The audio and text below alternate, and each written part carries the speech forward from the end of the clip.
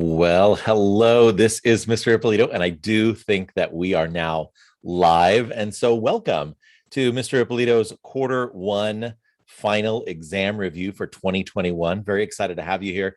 If you see my if you see my eyes going in a bunch of different directions, it's because I want to check out to make sure I'm looking at the chat down here, making sure that we're live and good to go.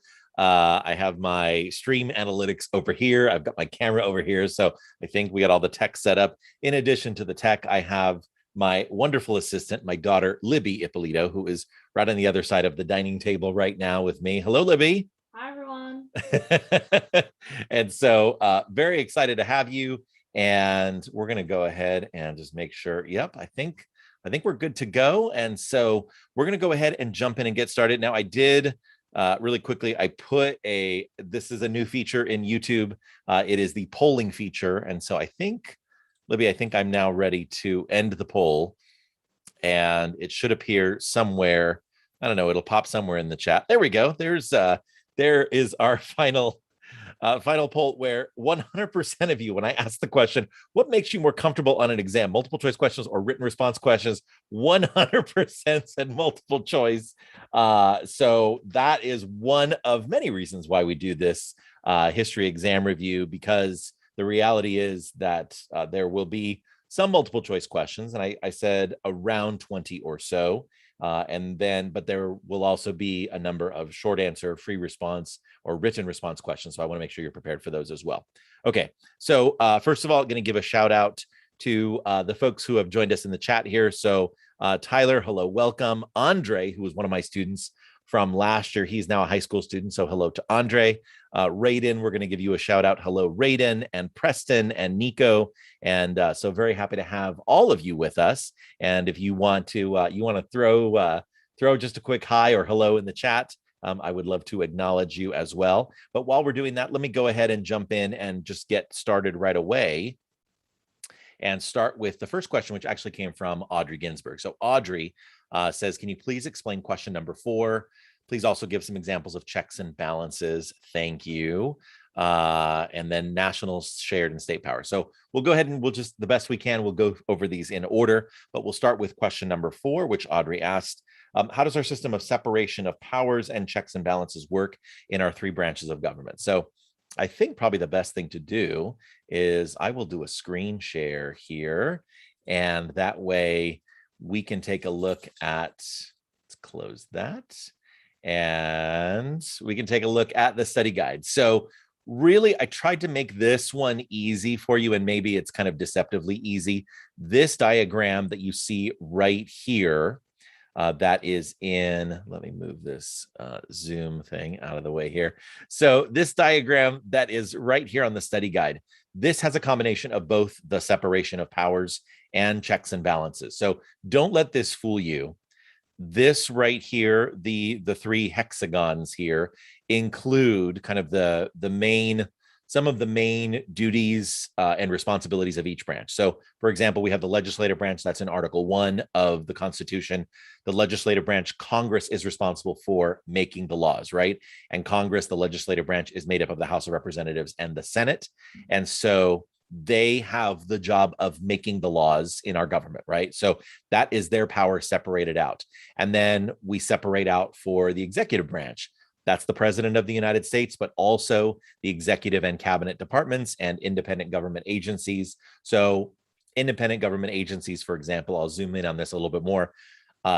The Transportation Security Administration, that's the TSA. They're the ones who inspect our, they do the luggage screening in the airports, and they put us through the security checks at the airports. That's the TSA. The FBI, the EPA, the Environmental Protection Agency. That's another example of one of those executive branch agencies. The military, the Army, Navy, Air Force, Marines, Coast Guard, and Space Force. Those are all part of the executive branch as well, because their responsibility from the president all the way down to the United States Postal Service, like all the way through the U.S. Forest Service, they're responsible for carrying out the laws, right? So Congress makes the laws, and then the executive branch, they're the ones who actually put the law into action. And then finally, you have the judicial branch. That is the Supreme Court at the top, along with what the Constitution calls inferior courts, and they are responsible for interpreting the laws. And when either a law of Congress or a state law or an executive action on the part of the president, for example, when those are unconstitutional, then the courts can intervene. They don't go looking for cases. They don't go looking for examples of violations of the Constitution. It has to work its way up. And a lot of times the Supreme Court, very rarely do they have what's called original jurisdiction. Most of the time, those cases are going to start off at lower federal courts or in state courts, and they're eventually going to work their way up. And if you stick around in my class, hopefully you all will stick around in my class, in Q2, we're going to start learning about the Bill of Rights and the amendments, and we're actually going to be learning about real Supreme Court cases. And so that'll be some exciting stuff.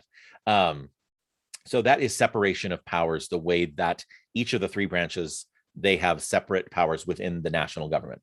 Checks and balances, you can see the checks and balances are right here. We've talked about that in class, but just some examples here. For example, the president has the power to appoint judges, right? So that is a power that the president, the executive branch, has over the judicial branch. They also have the pardon power. So the courts can convict someone of a federal crime, right? In a federal court, you convict someone of a federal crime, but the president could, after that person is convicted, pardon that person of that federal crime, which basically means they're no longer, they get out of prison. They're no longer held responsible for those crimes that they were convicted for. So those are powers that the president has over, or checks that the president has over, the judicial branch. The judicial branch can, as we've already talked about, declare laws unconstitutional. That is one check that they have over Congress, the legislative branch.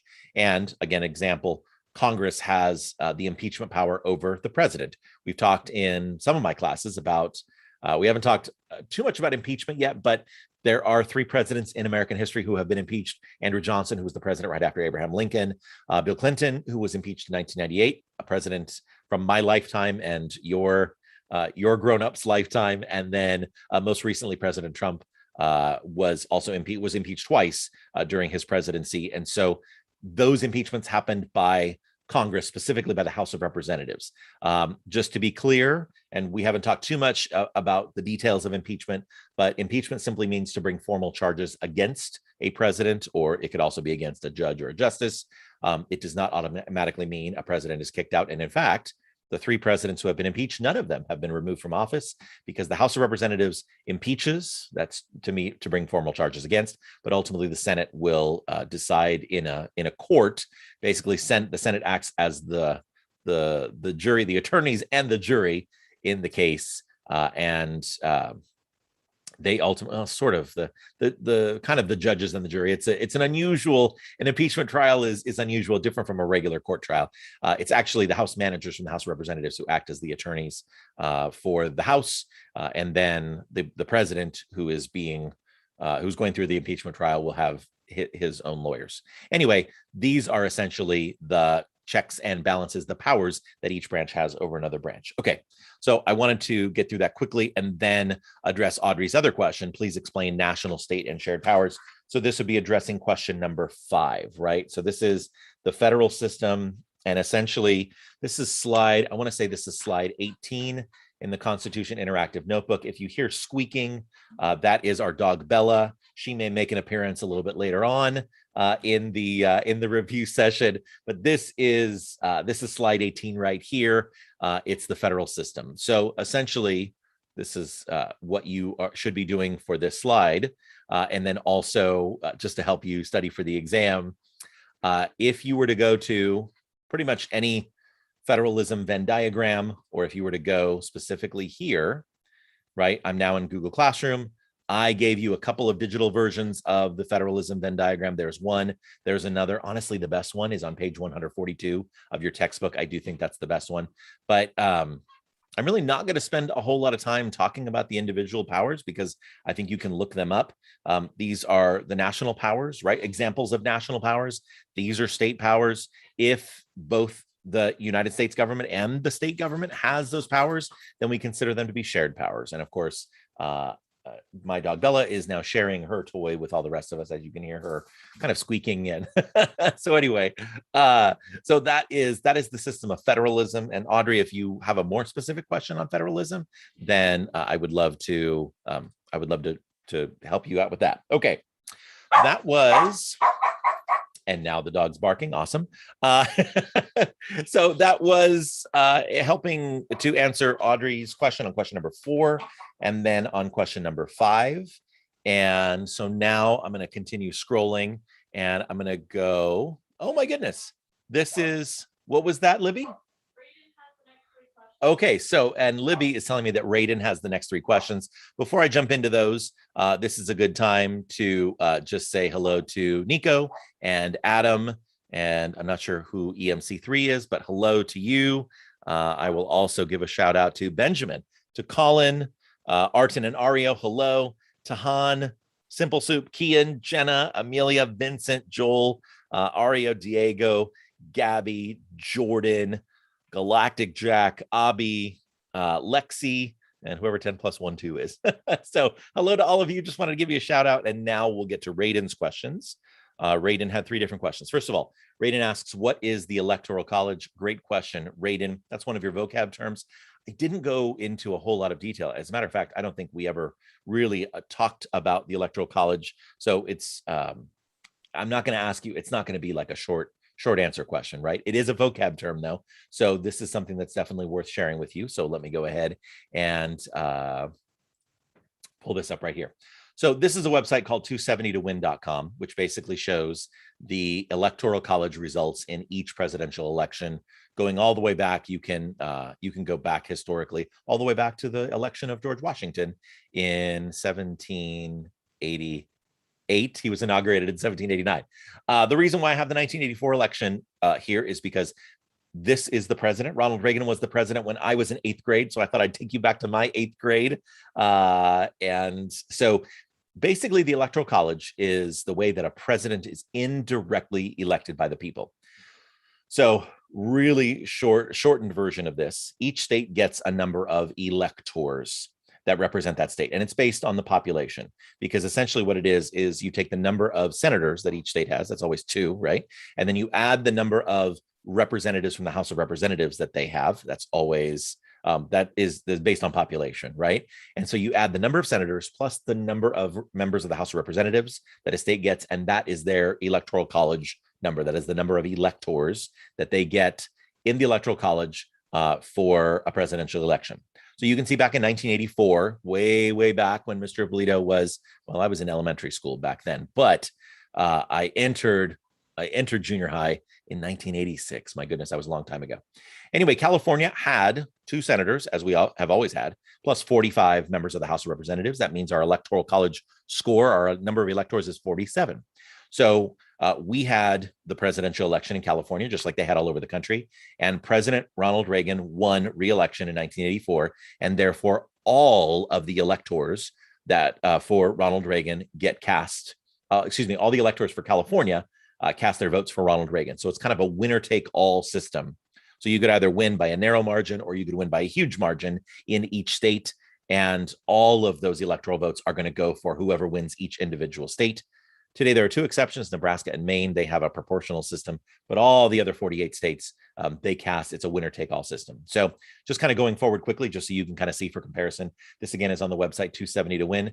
That was President George Bush Sr., George H.W. Bush, when he won in 1988. That was Bill Clinton's first victory in 92, his second victory in 96. There's George W. Bush's victory in 2000, his re-election in 2004. President Barack Obama wins the election in 2008. You can see what I was talking about there with the proportional in Nebraska. 4 electoral votes went to Senator John McCain in that election, but 1 went to ultimately President Barack Obama there in 2008. Obama gets reelected in 2012, and then President Trump got elected in 2016. You can see that example again of the way that those 2 states, Nebraska and Maine, can split their votes. There we have 3 votes for Hillary Clinton in Maine, but 1 for Donald Trump there in 2016. And then finally, the electoral results of the most recent election in 2020, where President Biden won over President Trump. So that's the Electoral College. It is basically the system by which the people indirectly elect the president of the United States. And we'll talk a little bit more about it as we get closer to election. It is not a presidential election year, but it's as we get closer to the presidential election, or what would be the Tuesday after the first Monday in November, we'll talk a little bit more about the specifics of the Electoral College. So that's the Electoral College for your vocab. Next question, Raiden asks, what is popular sovereignty? Popular sovereignty is it's the concept that the people decide who's going to govern for them, right? The people decide who is going to rule and who is going to, and what the rules are going to be. So that is the concept that kind of began under Magna Carta, the concept of popular sovereignty, that the people should have some sort of say, some sort of representation, and then that has carried on. Popular sovereignty is definitely a part of the Declaration of Independence, is part of the Constitution, and it's just part of our system of law today. It is the idea that people should have control over their own destiny, right? That's popular sovereignty. And then finally, Raiden's last question, who has the power to tax? Is it a state or a national power? And what does levy taxes mean? So both the state governments and the national governments, this might be a good time to do another quick screen share here. And let me go here and look at the federalism Venn diagram here. So the power to collect taxes, levy taxes just means like to, when an authority figure like puts it out there, that's what it means to levy. So I might levy homework as a teacher. It's just a fancy way of saying I'm an authority figure. I'm putting it out there. Levy taxes. It's the same thing. Collect taxes. It's all the same thing. So both the United States government has the power to tax and the state government has the power to tax because national government, state governments, they have bills to pay. They have things to spend their money on. And so, for example, local governments setting up schools, that costs money. And so that's one of the things that the state does with state taxes. National powers, one of the things that we do with federal taxes is we maintain our military. And so that's a big line item in our budget, in the national budget. So in order to do all of these services and have all of these things that we do in both the United States and the state governments, both governments have the power to collect taxes. Okay, so I believe I answered Raiden's 3 questions. And Libby, what do we have up next? Dylan Murphy asks, how do the French phrases relate to the U.S. presently? Oh, very good. Okay, so thank you. I'm going to go ahead and hello, Dylan Murphy. I'm going to go back and do another screen share here, and we'll take a look at question number 8. So we're talking about those 2 French phrases, Dieu est mon droit and lex facit regime. So essentially, this was a lesson from, I want to say 2 class periods ago. We watched 2 videos. We watched the No More Kings. That was the first video. That was the Schoolhouse Rock video where we kind of did a freeze frame on the top of, it was a cartoon throne, right? The throne of King George III. And at the top was a phrase that says, Dieu est mon droit. And that French phrase, Dieu est mon droit, means God and my right. In other words, that sums up the attitude of basically of monarchy in Europe during the 1700s, the 1600s, the 1500s, 1400s, kind of going all the way back. Going back to the medieval era, if you remember medieval history, medieval Europe from 7th grade, it's this divine right of kings. In other words, this belief that God not only chooses who the next king or queen of a country is going to be, but God kind of ordains or approves of the system of monarchy to begin with. So to question the monarch, to question the king or queen, means you're questioning the judgment of God, and how dare you, right? Because this is, at the time, Europe is very much a Christian continent. It still is majority Christian continent. Back then, not only were the people very deeply Christian, but they were, for the most part, very deeply devoted to the Catholic Church in medieval Europe, right? And so the Pope and the Catholic Church have a lot of power as well. And so to question God, to question the church, to question the king is to question God, is to question the church, and you just don't do that. And so that's what that phrase means. That phrase also means, as we discussed in class, some people get better treatment than others, right? And so some people, that is my Google chat. My Rio TV students are busy working, and so I'm turning that off. What that also means is, like we talked about in class, some people get treated better than others, right? Because of this class system, the power flows from God, comes from the top and kind of flows through. And if you remember the medieval social pyramid from 7th grade history, flows through the king and then goes to the lords and the nobles and the knights and kind of flows all the way down. And then the peasants, the commoners, the serfs are down at the bottom. So this phrase, not only does it apply to kings and queens, but it kind of applies to a whole social system. that some people are better than others, and some people deserve to get better treatment or better rights than others. Lex facit regem, on the other hand, means the law above the king, right? Or the law makes the king. And so this is kind of the reverse of that, saying that the law comes first. So this is the idea that first comes from Magna Carta, right? It's this idea that no one is above the law. The law should come first, and no one, not even a king, can go above the law. This, of course, comes from the fact that King John was such a horrible king, right? He was abusing his power to tax. He was abusing his power to seize property. He was abusing his power to just throw people in jail for no reason. That's habeas corpus. Habeas corpus is basically that right which still exists today, which says that you can't just, the authorities, the government, police cannot just throw you in jail indefinitely and not give you a reason. They have to, today in the United States, within 48 hours. Your habeas corpus rights say that you have, there's habeas corpus, by the way, it's that right, that term right there. Habeas corpus means that it's Latin for present the body. In other words, the government, police, law enforcement, they have 48 hours in our country today to keep you in jail before they have to charge you with a crime and have a preliminary hearing. You go before a judge, you're told what you're being charged with, what crime you're being charged with. So that's all part of due process of law, right? This idea, these are all related to each other. It's related to due process of law, the idea that everyone gets treated fairly, everyone, especially those accused of a crime, get treated fairly under the law. So I believe that that is the difference between those two phrases, that French phrase and that Latin phrase, and that's what they have to do with the United States today. Because today we're much more, we like to believe that we're much more lex facit regem and much less Dieu et mon droit. We like to believe in the United States that everybody is equal in the eyes of the law and that nobody gets special treatment. Sometimes that isn't always the case, but we're always aspiring to that, right? We're always aspiring to a country where everyone truly is treated equal in the eyes of the law. Okay, so that was question number 8, and Dylan Murphy, thank you for that. And Libby, what's our next question? It is from Benjamin. Can you go over question 2? I certainly can, Benjamin. And also, Jared emailed me with that same question, number 2. Looking back, we can see that the Articles of Confederation were doomed to fail. But why did they seem like a good idea at the time? Well, the Articles seemed like a good idea at the time because at the time we were, for so long, we were suffering under the tyranny, the tyrannical rule of King George III, right? He was taxing the American colonists unfairly. He was taxing without representation. They did not have, the American colonists had no representation in Parliament. They did not have a voice when it came to voting for these taxes. And so he was unfairly putting Americans on trial. So he was, the ones that he was accusing of crimes, some Americans, he would take them and they wouldn't get a jury trial of their peers in the colonies. He would take them to London and give them a trial back in London.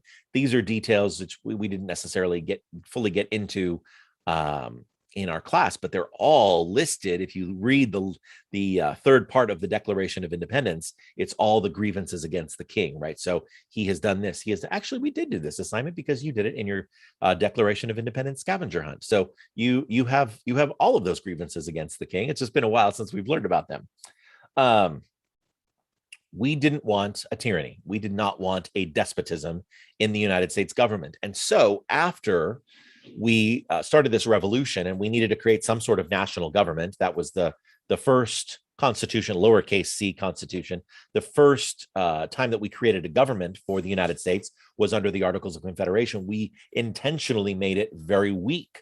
We did not want to give the national government a lot of power because we didn't want another King George III all over again. We didn't want more tyranny. We didn't want a central government that abused its power. And so we intentionally made the central government very weak. The problem, and if we go here and look at question number 2, why did they ultimately fail? Why did the Articles of Confederation ultimately fail? Here's why. It's because we hadn't yet found that balance. If you recall the Adventure Tales of America, the cartoon with the teeter-totter, the seesaw, like we didn't yet find that balance. At the time, it was too far. The nation, the United States, was leaning too far in the direction of states' rights. So much so that there was no cohesive national government in place. And so there was no power. The United States government had no power to tax. They could only request taxes. The United States government had no power to raise a military in advance or train a military in advance. The only time that you could call forth the Army or the Navy was after we were already at war. Well, if you've ever known anyone, if you have a friend or family member in the military, you know that they train, like they prepare in the hope that we never have to go to war, right? Our military, they train, they are the best trained fighting forces in the world, but we hope that we never have to go to war, but we prepare for the possibility just in case we have to defend ourselves. Well, can you imagine if we're not allowed, the national government, the government of the United States is not allowed to train or prepare an army, a navy, an air force, Marines? Like you can't train, you can't raise any money for it until we go to war. Well, you think about wars that we've been involved in today, and we would definitely be at a huge disadvantage if we couldn't train our troops, our soldiers, our sailors, our airmen, our Marines in advance. And so the United States government was intentionally made weak, but the United States government was too weak for it to continue. And ultimately, the thing that finally pushed us over the edge, and this is something you should understand, is Shays' Rebellion, because the government of Massachusetts and those, the people who were living in Western Massachusetts, when these farmers were, shutting down the courts and basically shutting down the functioning of the government in Western Massachusetts, and the courts, the banks who were like, hey, we need to get our money. We need to, like, the government needs to continue to function.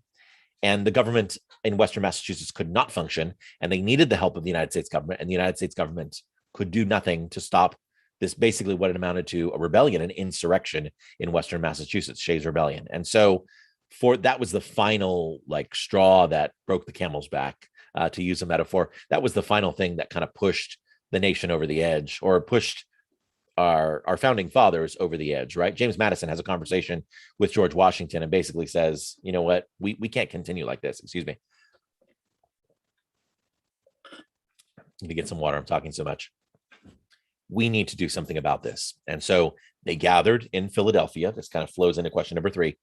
They gathered in Philadelphia in 1787 with the idea that, you know what, we need to do something about these Articles of Confederation. They're too weak. They're not, our country is not going to survive. And what are we going to do about it? And originally they gathered in Philadelphia with the intention of just fixing the articles, amending the articles. Let's make some tweaks or changes. But if you remember about the Articles of Confederation, they required a unanimous vote of all of the states. All 13 states had to vote to amend. And so you can imagine what a nightmare scenario this is going to be if 12 states vote to make a change to the Constitution, or excuse me, to the Articles of Confederation, but just one state says no, the whole deal is off. It was simply too difficult to amend the Articles of Confederation. Therefore, James Madison comes forward in Philadelphia in 1787 with kind of a radical idea. He's like, okay, what if we do this? What if we just start over? What if we scrap the Articles of Confederation and we just start all over from scratch? He's like, I already have some notes. I already have a few ideas. And so James Madison is considered the father of the Constitution because he goes into Philadelphia in 1787 in that summer, already kind of having an idea of how our new government is going to be structured under the new Constitution, right? James Madison is the one who writes the majority of the text of the Constitution. So just finally addressing that last part of number 2, how does the preamble to the Constitution address these concerns and assure Americans that this second time around we're getting it right? I think that this is probably the best time, because I'm not going to go over it, line by line, but I want to show this to you here because this is slide 2. There were some of you who put a good deal of time into slide 2. Probably helpful if I did a share screen here. And let me share my screen on this so you could actually see it. So some of you did a really detailed job on this, and others, I think, kind of glossed over it a little bit. So this is something that is worth looking at before you take the test. Problems from the 1780s, right? Form a more perfect union. We were imperfect. Our union, right? Our coming together. We were an imperfect country. We were not we the Articles of Confederation was very difficult to amend. It was difficult to get states to agree, either 9 out of 13 states to agree to a new law, or 13 out of 13 states to an amendment. So we had an imperfect union. We had an imperfect country. How did we solve that problem? We made it easier to pass laws. It's still challenging. Congress is, Congress has discussion and debate. You look at Congress is discussing and debating an infrastructure bill right now, and they're having a lot of disagreement right now. But at least it's a little bit easier to pass a law now than it was to try to get 9 of the 13, try to get a 2/3 vote. It's easier today. We also solved that problem by making it easier to amend the Constitution as well, right? 2/3 vote of Congress, 3/4 vote of the states, and then you can have an amendment. And we've had 27 amendments since the time the Constitution was written. Established justice. Part of the problem is there was no federal court system, right? That's justice is all about trying to create a system where people are treated fairly and equally, and they have access to justice. They have access to a court system. There was no federal court system in the 1780s under the Articles of Confederation. How did we fix that? We created a federal court system, a Supreme Court, and a system of federal courts underneath that. So when I ask you this question, how does the preamble address these concerns and assure Americans that we're going to get it right? This is the response. This is the problem that we had under the Articles of Confederation, and this is the solution right here, right? Domestic, I'll just give you one more answer. Domestic tranquility, what was the problem? Shays Rebellion, right? Domestic tranquility means peace at home, people not fighting and people not having insurrections. Well, Shays Rebellion was a big problem. How did we solve that problem? We created a stronger central government. And we also, I think it's in Article 4 of the Constitution, we also made it so that the state militia system was ultimately under the authority of the national government. And so the state militia system could get support and assistance from the federal government if needed. And so one of the things you haven't learned yet is about the Whiskey Rebellion. There was a Whiskey Rebellion during the presidency of George Washington, and similar concerns. Farmers, instead of Western Massachusetts for Shays, it's farmers in Western Pennsylvania under the Whiskey Rebellion, and they got a little upset. They started to rebel out in Western Pennsylvania, and George Washington personally rode his horse out and led the army and put down that rebellion and said, "You are not going to disturb our domestic tranquility." And George Washington was the first to shut down that insurrection right away. And ever since then, we have been, the United States government has been shutting down insurrections ever since, including the Civil War. We'll learn about that, and we'll learn about other other insurrections as well. But of course, the United States Civil War being the largest insurrection in American history. Okay, so I think I have fully talked about question number 2. All right, Libby, what's next? Next is from Emily, I believe. Can you go over number 6? Yes, number 6. And by the way, I feel like I went over number 2 and number 3. Can I just speak quickly about number 3, since we're kind of along that vein? One of the things that I did want to mention in question number 3, it says the second part, what did the founders do about the issue of slavery and the enslaved? What compromises were made? That is when, and this is so important that I do want to show this to you in Google Classroom. There was a lesson that we did, slavery in the U.S. Constitution. Some students did a really, really good job of this. Other students kind of glossed over some of it. And so I just want you to understand this question right here: should enslaved people be counted as part of the population? This was the 3/5 compromise, right? So that is, there are 3 different ways, or 3 different, there are 3 different ways in which slavery is addressed in the Constitution. The 3/5 compromise is one of those. Most students are aware of that.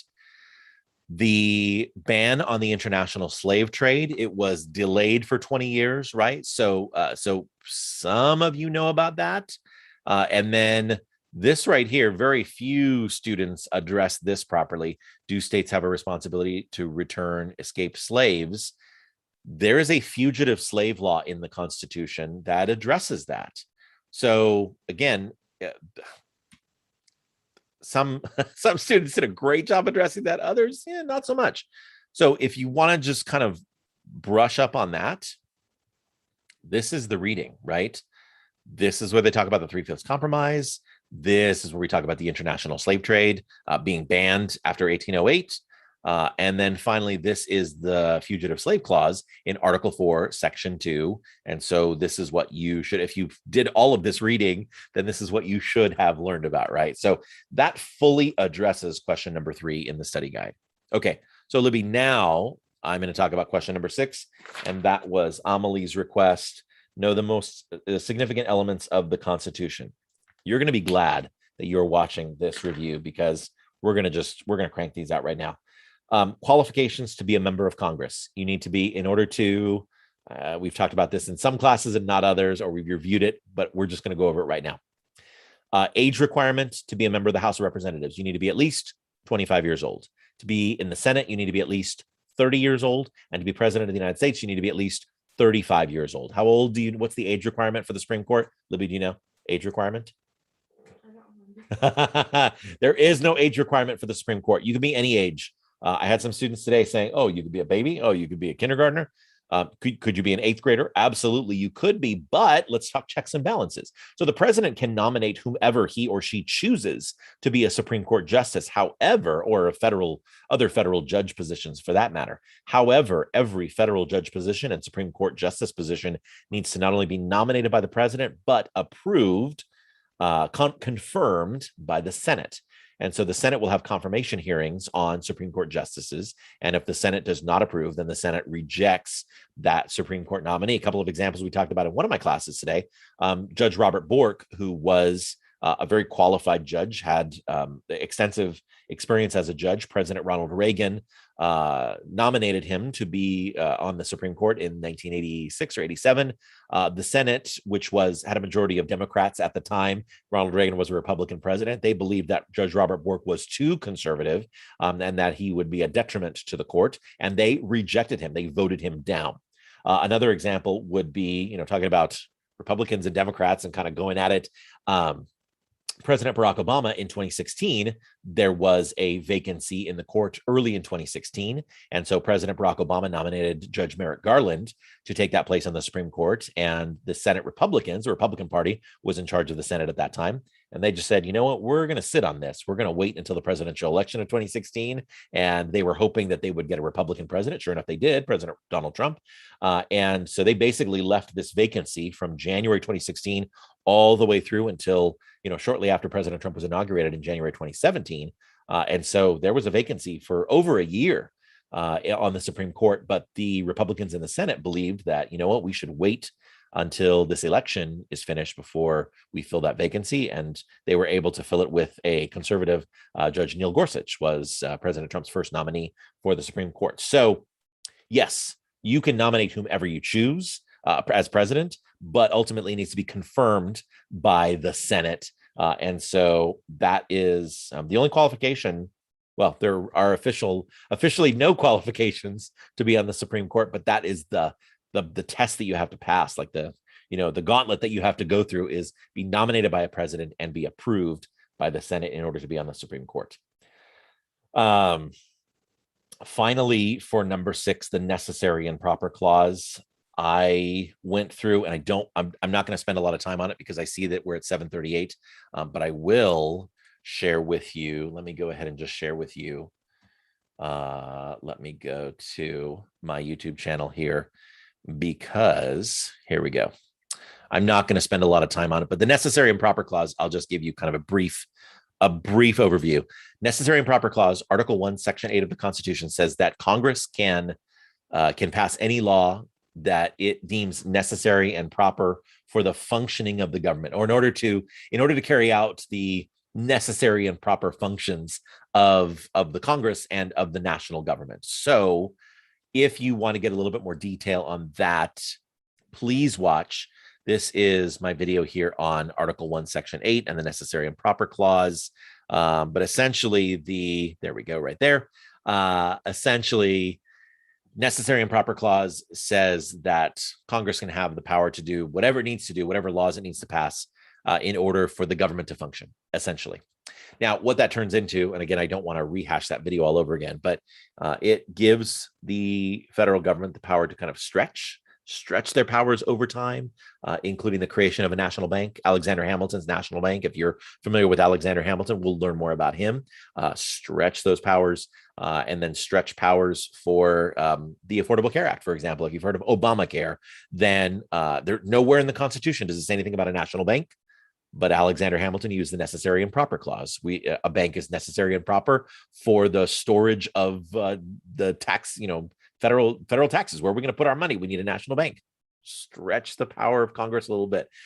Nowhere in the Constitution does it say anything about healthcare, and yet President Obama and the congressional Democrats, when they created the Affordable Care Act in 2009, 2010, they stretched the power of the federal government and basically built healthcare in as something that is necessary and proper for the government, the national government, to do, because we need a healthy population. We need Americans to be healthy. And so that's how they stretch that a little bit more. So it's often called the elastic clause, because every time it's used, it stretches the power of the national government. If you want to learn more, watch my video on the necessary and proper clause. Okay. Whew. Libby, we're doing great. We have 20 minutes left. And so what's next? Next is from Miha, I believe.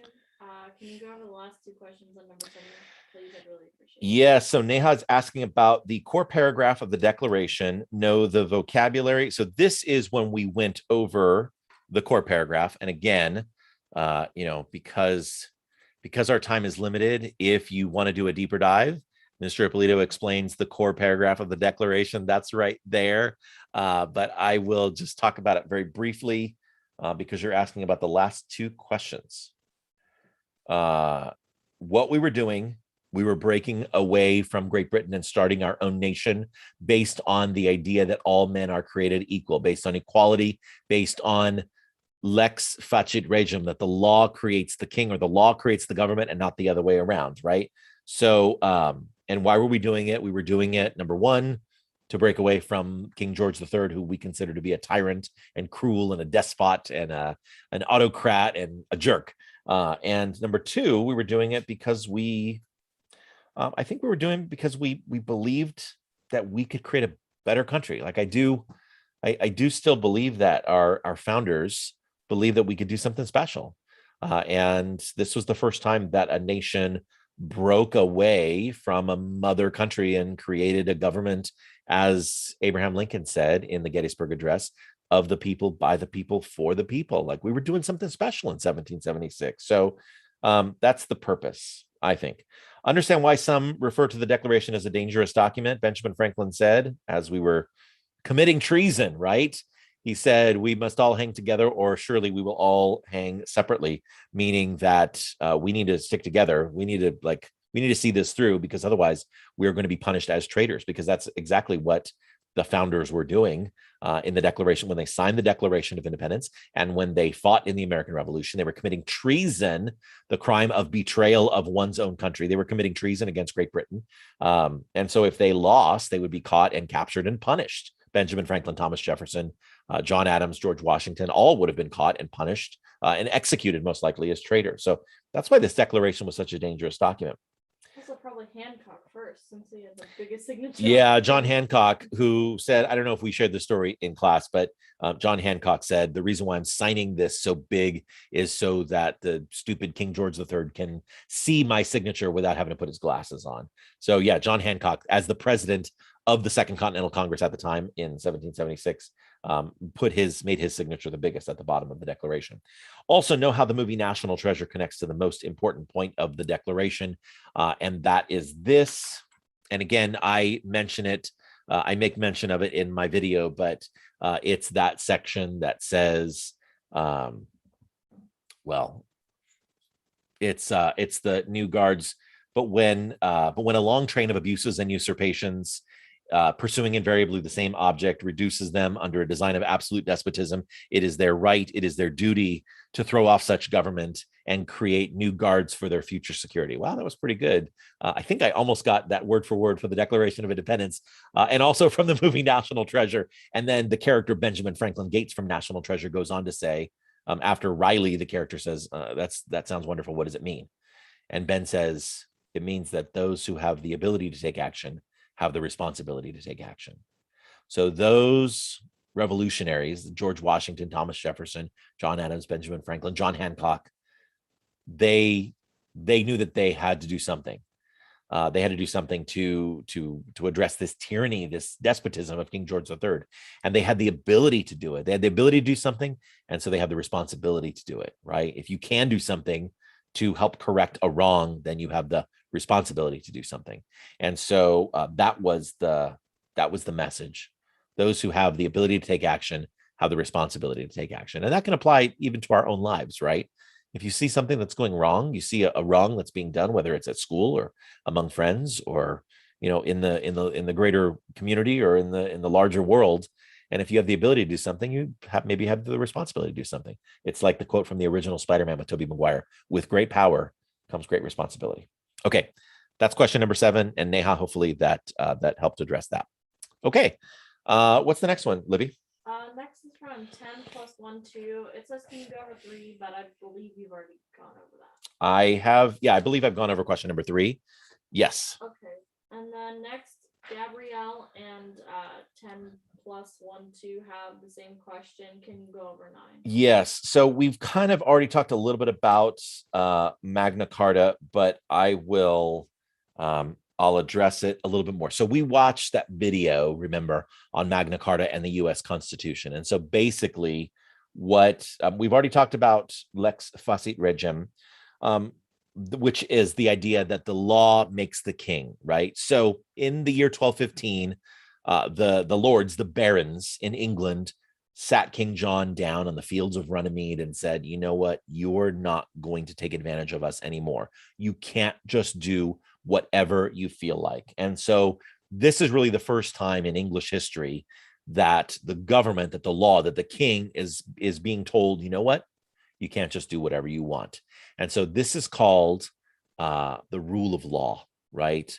This is a concept known as limited government. It's this idea that the government can't just do whatever they feel like. They have to have some sort of accountability to the people. They have to have they need to be held to some sort of limits, because the government exists for the people, to help its people. And this is really the first time in England that anybody has told a king, no, you can't just do whatever you want. You're a jerk. Like you need to be limited. You can't just have unlimited power. And so that idea of Dieu et mon droit, God and my right, like I can do whatever I want because God says I'm the king. Well, Magna Carta in 1215 for the first time says, you know what? No, you're going to be limited to what you can do. And so it places limits on things like, how much corn, this is in the video, right? How much corn that the king could take from a farmer in a given year, or fishing rights. Like it talks specifically about fishing rights, but what it's saying is the government can only take so much fish from a fisherman, or so much corn from a farmer. There are limits on what the government can seize, and it has to be done in accordance with the law of the land. So when the government is going to do something to you or take something from you, whether it's property or taxes, or it's your land, or it's your liberty, your freedom, meaning you're accused of a crime and you're going to be put on trial and potentially sentenced to some time in prison, or you're going to be fined. It has to be according to the law of the land. Today we call that due process of law. So the answer to number 9, how does a document written in England over 800 years ago have such a tremendous impact on us? Because it deals with those vocab terms. And let me just go back and revisit these really quickly. Let's go back to the vocab here. So rule of law, the idea that the government has to follow procedures, right? And that no one is above the law. That is the rule of law. Limited government, this idea that the government, the king, the president, the Congress can't just do whatever they feel like. They have to follow limits, because the law comes first. The Constitution comes first, the law comes first, and then government is below and beholden and accountable to the law. Due process of law, that's another concept from Magna Carta. This idea that if you're accused of a crime, or the government accuses you of some wrongdoing, then you get treated just like everybody else who was accused of a similar type of crime. You have the right to an attorney. You have the right to go before a judge. You have the right to go before a judge and have a trial in a reasonable amount of time. You have the right to a jury trial, a trial of a jury of your peers. That is all part of due process of law, right? It's this idea that the government can't just say, we're going to throw in jail and we'll see you in 10 years. Wait, what a crime am I being accused of? Whatever, we'll think of something. In some countries, China, for example, has been accused on several occasions of violating human rights and throwing people in jail for no reason and not giving them their habeas corpus rights or giving them their due process of law. So that is one distinction that the United States has over a country like China or a country like North Korea is we respect the rule of law. We respect people's due process rights and their civil rights and their civil liberties. And in countries like China or North Korea, they don't always respect the rule of law or due process of law. So that's the quarrel that we have a lot of times with China. We also have a complicated relationship with China because they're our number one trading partner. And we buy a lot of stuff from China and it's at a very low price. And so we don't want to anger China too much. We don't want to formally accuse them of, abusing their power or abusing their citizens. But China definitely treats its citizens differently than we treat ours. Okay. I believe I've successfully answered number 9. So, Libby, what's next? Next is from Jack. What is the bicameral legislature from the Booklet? Oh, the Booklet. Yes, Booklet is that's our review game platform. Which, by the way, hey, let me just give a quick shout out if you want to. For those of you who didn't see this, I added this. So go to, because this is fun. If you go to classwork and you go to the study guide and info, I added for all classes, I added the Booklet game. So you could on your own independently, you could go and play Booklet after we're done tonight or, sometime tomorrow, unless you're period 1, in which case you're taking the test tomorrow. But you can play the Booklet independently. Anyway, the bicameral legislature, it was mentioned and, there's a lot that we've learned and a lot of sources. So I couldn't tell you where that's from, but bicameral legislature basically means this. I think it was in the Constitution Interactive Notebook. It is a 2-chamber legislature. In other words, we have a bicameral legislature in the United States because we have a House of Representatives and a Senate. That is what a bicameral legislature is. House of Representatives and Senate, 2 chambers in our one Congress, in our legislative branch. The state of California also has a bicameral legislature. They have a state Senate. We're in California. We have a state Senate and a state Assembly. So those are our 2 chambers of our California state legislature, the Assembly and the Senate in California, House of Representatives and Senate in the United States. Okay, I think I've hopefully answered Jack's question. All right, what's next? Ian is the last person who's asked. Could you go over question 1? Did I go over question number 1? Yes. Oh my goodness. Thank you. This is taking us back. Question number 1 is, what is the legacy of Thomas Jefferson in American memory? So this goes back to our Socratic seminar, right? Thomas Jefferson, the author of the Declaration of Independence, one of the founding fathers of our country, the 3rd president of the United States. Gosh, this goes way back. We had this discussion 6 or 7 weeks ago. The 1st Secretary of State of the United States, the 2nd Vice President of the United States, the 3rd President of the United States. He purchased the Louisiana Purchase, right? He is the founder of the University of Virginia, and he is the author of the Virginia Statute of Religious Freedom. So he has all of these credits, all of this glory that and like really cool stuff that is on his resume. But he also owned enslaved people. So my question that I'm asking you is, does the fact that Thomas Jefferson owned enslaved people tarnish that legacy? Explain your answer with evidence. And I'm not going to give you an opinion, but if you are going to formulate an opinion on that, the evidence that you would use, we're just going to go back in time here. The evidence that you can use, there are 2 sources that you can go for that. Number 1, slavery and the legacy of Thomas Jefferson. You may recall this assignment right here. This is in your notes. This is going back in time now, right? So this conversation here, this is from August 26th. And then the other evidence that you could use, this was the audiobook, right? How the Word is Passed. Some of you did this. And if you did it, then I graded it and I gave it back to you. This was another way that you could prepare. This is, page, I don't think I'm sharing my screen. So sorry about that. So let's do this again. Now that I'm actually sharing my screen, this is how the Word is passed. This was from the audiobook. So if you did this assignment, which was optional, you could either do this or you could do this, and I'll show this to you one more time, Slavery and the Legacy of Thomas Jefferson. So this was the Socratic seminar, right? And then there were other resources here that you could use to draw from. You remember the Phyllis Wheatley discussion that we were having, the Oprah episode, so all about Thomas Jefferson's descendants and all of that. So all of that led us to the Socratic seminar. So this question number 1 on the study guide really just kind of brings us back to that discussion. And if you were to see that question on the exam, if that were to be a question on the exam, you would just need to draw from that evidence to make an argument one way or the other. Either the fact that Thomas Jefferson owned enslaved people does tarnish his legacy or does not tarnish his legacy. Whatever you choose, you just need to back it up with evidence. So hopefully that helps you with question number 1. Libby, what else? You have thank you shout outs from 2 plus 1 to Yes. Emily and Jack.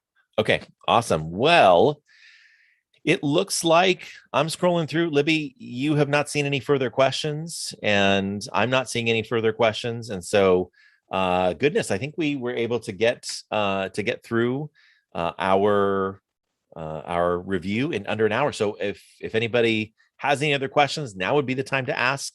Neha asks, could you explain impeachment? I feel like I explained impeachment pretty well already. Impeachment, I explained earlier, but just really quickly, I'll kind of go over it one more time.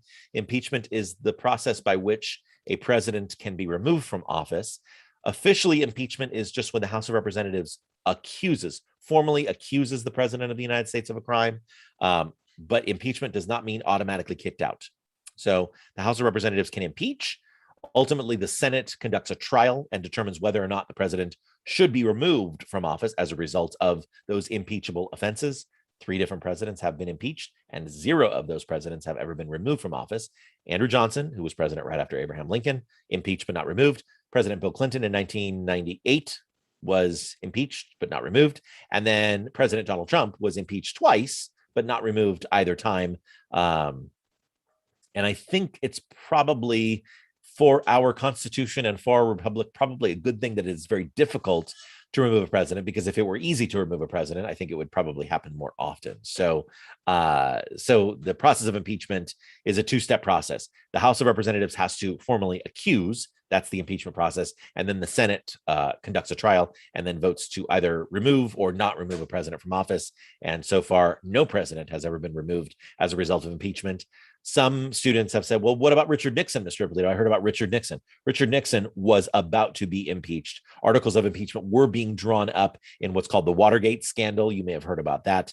But President Richard Nixon was, before the House of Representatives could formally impeach him, he resigned. So historians believe, and I tend to agree with them, that President Richard Nixon probably most certainly would have been impeached and removed from office, probably would have been our one and only president to be impeached and removed, because what he did during Watergate, if those accusations are true, and there's a lot of evidence to support that he probably would have been removed from office. So no worries. Preston, I got a couple more minutes. Preston asks, what is ratification? I think that's one of the vocab terms. Ratification simply means to formally approve. So for example, the Constitution was written and then signed in the summer of 1787, but it still needed to be ratified by at least 9 of the 13 states. So ratification was the process by which the states, after the Constitution was written and signed, when it went out to the states and they had to formally adopt it or approve it, right? So that was the ratification process for the Constitution. Today, treaties can be ratified. Treaties are entered into, they're agreed to by a president with another country, but ultimately treaties need to be ratified by the Senate. And constitutional amendments, they can be proposed and approved by 2/3 of each House of Congress, but they ultimately need to be ratified by the states. So ratified just means it's a 2-step process where it is voted on at one level, but then ultimately needs to be approved at a second level or ratified. So that is the ratification process. That's what ratification means. Okay, well, it's 7:59. I feel like we've answered all the questions that popped up in the chat, and including a couple of questions that I got emailed to me. So I think we're good.